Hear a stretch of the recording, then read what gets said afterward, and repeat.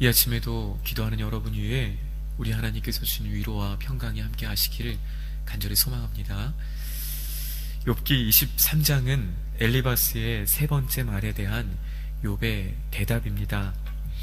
욥은 아주 오랜 시간 동안 육체와 또 정신적 고통을 함께 받아왔고, 또 끊임없이 이어진 친구들과의 논쟁으로 인해 몸과 마음이 크게 지쳐 있습니다. 그러나 오늘 본문에서와 같이 우리가 만날 수 있는 것처럼 그는 그런 고통스러운 상황, 또 견디기 어려울 만한 그런 아픔 속에서도 다른 곳에 가서 그 문제를 해결하려 하지 않고 오늘 하나님 아버지 앞에 나와서 그 모든 자신의 마음을 토로하고 있음을 오늘 말씀을 통해 볼 수 있습니다. 오늘 이 말씀은 다시 한번 저와 여러분들에게도 교훈하는 말씀입니다. 오늘 우리가 이 세상을 살아가는 동안 끊임없는 고통이나 또 상처나 아픔을 겪지만 우리가 나와서 참된 위로를 경험할 수 있는 이는 오직 하나님이심을 오늘 욥과 같이 고백하는 저와 여러분이 되기를 간절히 소망합니다. 오늘 욥은 본문을 통해 자신의 마음을 잘 드러내며 동시에 오늘 그러한 자신의 마음을 하나님 앞에 토로하고 있습니다. 오늘 3절 말씀입니다. 내가 어찌하면 하나님을 발견하고 그의 처소에 나아가랴. 이 말씀을 조금 쉬운 성경으로 바꿔보면 이렇습니다. 그분이 계신 곳을 알 수만 있다면, 그분의 보좌까지 이를 수만 있다면, 하나님이 어디에 계신지 지금은 알 수가 없고 또 하나님을 어디에서 만나야 할지 알 수 없는 욥의 마음이 담겨 있지만, 그러나 그럼에도 불구하고 욥은 이 모든 문제를 자기 스스로가 아니라 또는 세상의 방법이 아니라 하나님 아버지 앞에서 이 문제를 해결받기 원함을 오늘 우리는 잘 알 수 있습니다. 왜냐하면 오직 하나님만이 자신의 마지막 신뢰의 믿음의 대상이며 자신의 억울한 사정을 해결해 주실 유일한 재판장이 되시기 때문입니다. 비록 하나님이 보이지 않으시고 또 숨어 계시는 것 같은 때를 욥은 지내고 있지만, 그는 여전히 하나님을 향한 믿음을 가지고 인내하며 하나님의 뜻을 따르려는 순종의 신앙의 모습을 보여주고 있습니다. 오늘 본문을 통해 욥이 비록 탄식하고 또 아파하고 있지만, 그러나 그 속에 가지고 있는 욥의 믿음이 무엇인지를 잠시 살펴보기를 원합니다. 첫 번째로 욥은 하나님께서 자신의 말을 들으신다라는 믿음을 가지고 있습니다. 6절 말씀입니다. 함께 봉독하겠습니다. 그가 큰 권능을 가지시고 나와 더불어 다투시겠느냐? 아니로다. 도리어 내 말을 들으시리라. 아멘. 앞서 엘리바스는 욥을 향해 이런 말을 했습니다. 네가 하나님과 화목하면, 네가 하나님께 회개하면 그때 하나님이 너를 들으실 것이다. 너의 기도를 들으시고 너의 말을 들으실 것이다 라고 말했습니다. 엘리바스는 하나님을 심판의 하나님, 또 불의를 용납하지 않으시는 정의의 하나님으로만 보았다면, 오늘 욥은 이와 함께 고통당하는 자들의 부르짖음을 들으시는 하나님, 자비와 긍휼과 사랑의 하나님으로 고백하고 있습니다. 친구들에 둘러싸여 심판과 정의의 하나님만 가득한 이 세상에서 인내의 하나님, 자비의 하나님, 사랑의 하나님을 그는 다시금 고백하고 있는 것입니다. 오늘 더군다나 욥은 우리가 이미 이전에 살펴본 바와 같이 욥기 3장에서 자신의 생일을 저주하고 또 하나님의 창조 세계를 전면 부인하며 죽음의 세계를 갈망하던 자가 이제 소망 중에 적극적인 믿음을 가지고 자신의 부르짖음을 들으시고 자신을 구원하실 하나님을 기대하는 것은 욥에 있어 커다란 변화가 아닐 수 없습니다. 오늘 욥에게는 분명한 믿음이 있었습니다. 그것은 자신의 말을, 자신의 소원을 하나님께서 들으신다라는 것입니다. 우리에게는 소망도 이와 같습니다. 오늘 욥이 이해할 수 없는 것과 같은 그러한 때를 우리가 만난다 하더라도 오늘 우리가 가질 수 있는 소망은 욥과 같이 하나님이 바로 우리의 모든 간구를, 우리의 모든 부르짖음을 들으신다라는 것입니다. 하나님께서 내가 말씀드릴 때에 귀를 기울여 주십니다. 이것이 오늘 저와 여러분이 드릴 수 있는 믿음의 고백이 되어야 할 것입니다.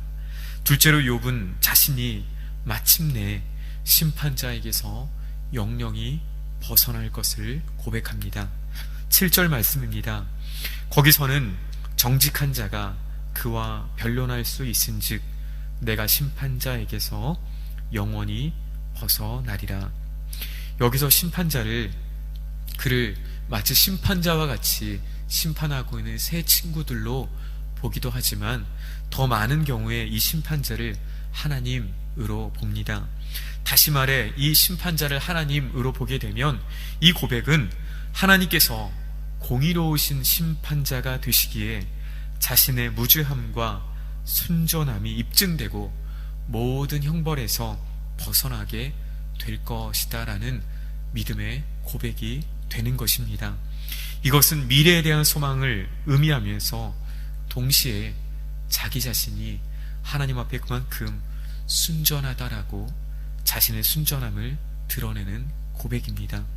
오늘 동시에 이 말씀 안에서는 오늘 욥이 가진 새로운 세계 이해를 볼 수 있습니다. 그 중요한 단어가 바로 거기서는 이라는 단어입니다. 거기서는 구약시대에 있어서, 이 욥이 살고 있는 시대의 구약시대에 있어서는 모든 눈에 보이는 물질 세계가 하나님의 세계를 의미했습니다. 물질 세계와 영적인 세계를 구분하는 것은 사실 신약시대 이후에 가서야 우리가 잘 볼 수 있는 이 세계의 구분입니다. 그러므로 이 구약시대에는 눈에 보이는 일 자체가 하나님의 뜻이었고 하나님의 섭리였습니다.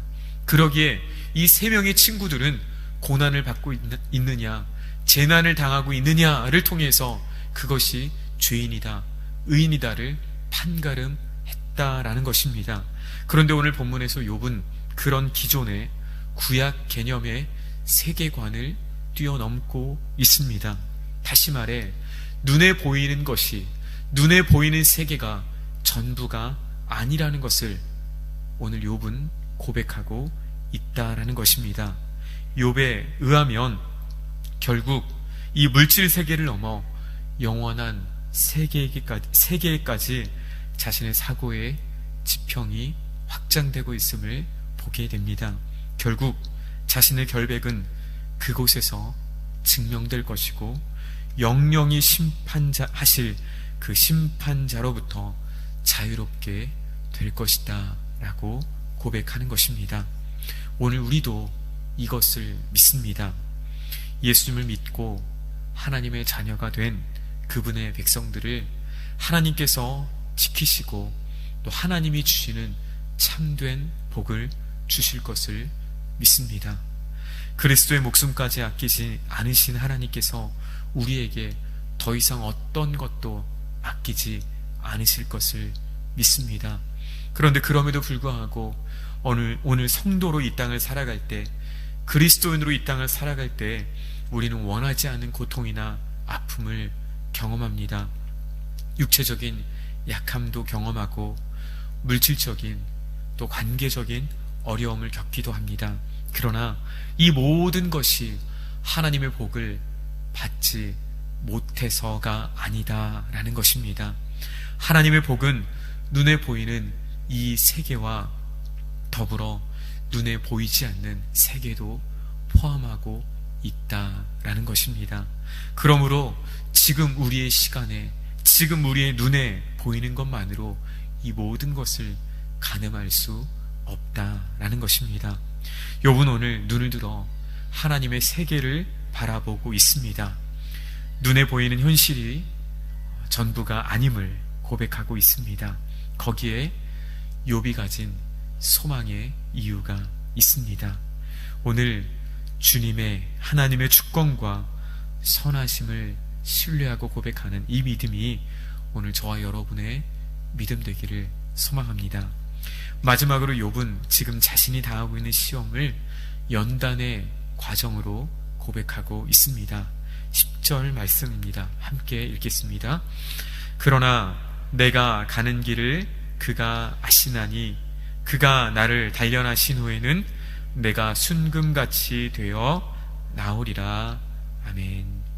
이 말씀은 사실 욥기의 여러 말씀들 중에서도 가장 많은 성도들에게 알려진 참 귀한 신앙의 고백 가운데 하나입니다. 내가 가는 길을 오직 그가 아시나니 그가 나를 단련하신 후에는 내가 순금같이 나오리라. 오늘 욥은 그가 겪고 있는 모든 과정 하나하나를 하나님이 알고 계시다라는 믿음의 고백을 드리고 있습니다. 오늘 욥은 이 고백을 통해 이해할 수 없는 환난 중에서도 하나님을 향한 전적인 신뢰를 잃지 않고 있습니다. 그러면서 이 고백은 우리가 잘 알고 있는 다윗이 드린 시편 23편의 고백을 뛰어넘는 고백이다라고 말할 수 있습니다. 시편 23편 4절입니다. 내가 사망의 음침한 골짜기로 다닐지라도 해를 두려워하지 않을 것은 주께서 나와 함께 하심이라. 다윗은 사망의 음침한 골짜기를 다닐 때에도 해를 당할 것을 두려워하지 않는다라고 고백합니다. 주님이 함께 하시기 때문이다라는 것입니다. 그런데 이미 욥은 어떻습니까? 이미 사망의 음침한 골짜기에서 해를 당하고 있습니다. 그럼에도 불구하고 오늘 하나님께서 그와 함께 하심을, 그리고 마침내 하나님의 뜻을 자신의 삶에 이루셔서 순금같이 정금같이 서게 될 것을 그는 고백하고 있기 때문입니다. 욥의 고백을 오늘 이렇게 다시 듣습니다. 나는 나의 가는 길을 알지 못합니다. 내게 왜 이런 일이 일어나는지도 알 수 없습니다. 하지만 그분은 아십니다. 그것으로 충분합니다. 그가 나를 아시고 그가 비록 나를 고난이라는 도구를 통해 연단하시지만 나는 언젠가 순금과 같이 그분 앞에 서게 될 것입니다. 그렇습니다. 순종이 무엇입니까? 순종은 하나님의 말씀을 따르는 것입니다. 이와 함께 내가 다 알 수 없다 해도 하나님을 따르는 것입니다. 내 모든 결정권을 하나님 앞에 내어 드리는 것이 오늘 성경이 말하는 참된 순종인 줄로 믿습니다. 오늘 우리가 다 이해되는 것을 따르는 것은 순종이 아닙니다. 오늘 누구나 할 수 있는 것을 따르는 것, 누구나 갈 수 있다라고 하는 길을 가는 것은 순종이라 말할 수 없습니다. 그러나 누구나 갈 수 없지만, 누구나 결정할 수 없지만 그것에 하나님 말씀이 있다라면, 그것을 하나님이 원하신다라면 그 길을 걸어가는 것이야말로 오늘 성경이 말하는 참된 순종인 줄로 믿습니다. 오늘 하나님께서 우리에게 어떤 길을 가기를 원하시는지 오늘 이 시간 저와 여러분이 기도하기를 소망합니다. 오늘 매 순간마다 주님이 나에게 무엇 하기를 원하시는지, 그것이 내 생각과 또 내 뜻과 내 계획과 내 입장과 다르다 하더라도 그 길을 주님이 걷기를 원하신다라면 그 길을 걷는 사람, 오늘 주님이 함께 하시는 줄로 믿습니다. 그리고 마침내 그 길을 통해 순금같이 우리 모든 심령들을 세워주실 것을 믿음으로 오늘 또 우리에게 맡겨진 길, 순종의 길을 걸어가는 저와 여러분 되기를 주님의 이름으로 축원합니다. 살아계신 하나님, 오늘 또 우리의 모든 걸음을 연단하시며 또 마침내 우리의 삶을 정금같이 순금같이 바꾸어 가시는 우리 주님을 찬양합니다. 하나님, 오늘 모든 상황 속에서 우리가 원망하고 또 불평하고 낙심하고 주저하지 않고 오늘 탄식 중에서라도 고난 중에서라도 우리 주님을 부르며 주님이 우리의 간구를 들으시며 또 우리의 간구 가운데 역사하심을 믿음으로 오늘 주님 앞에 서는 우리 모든 심령들 되게 하여 주옵소서. 우리 칠령락교회 공동체가 우리 주님 앞에, 주님 말씀 앞에 전적으로 순종하는 주님의 백성들 되게 하여 주시옵소서. 예수님의 이름으로 기도드립니다. 아멘.